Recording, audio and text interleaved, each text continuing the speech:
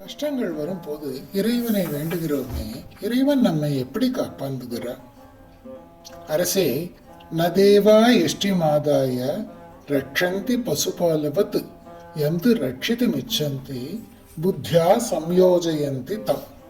அரசே, பசுபாலவத் ஏதோ மாடு மேய்க்கிறவன் போல எஷ்டிம் ஆதாய கையில ஒரு கம்பை வச்சுட்டு தேவாக ரட்சத்தை நம்ம பின்னாடி தெய்வம் வந்து ரட்சிக்காது. அரசே, எந்து ரட்சிது மிச்சந்தி எவனை அவர்கள் ரட்சிக்க வேண்டும் என்று விரும்புகிறார்களோ தம் அவனை புத்தியா யோஜயந்தி அந்த சந்தர்ப்பத்திலே என்ன செஞ்சா அந்த ஆபத்திலிருந்து தப்பிக்க முடியுமோ, என்ன வேண்டியதே அவன் அடைய முடியுமோ அதற்கு தேவையான புத்தியை பகவான் அவர்களுக்கு அளிக்கிறார்.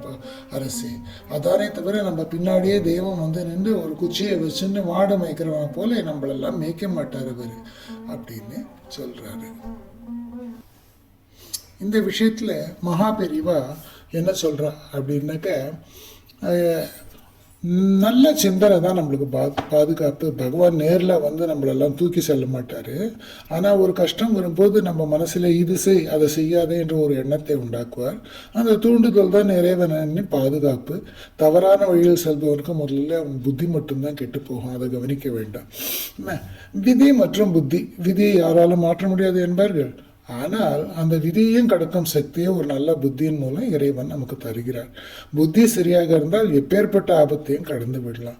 அதனால இறைவனிடம் செல்வம் கேட்காது, புகழ் கேட்காது, எனக்கு எப்போதும் நல்வழி காட்டும் நல்ல புத்தியை தான். காயத்ரி மந்திரத்தின் சாரதமாய் தானே, அதை மட்டும் கேள், அது இருந்தால் எல்லாம் உன்னை தேடி வரும் என்று பெரியவா விளக்குவார் நமக்கு.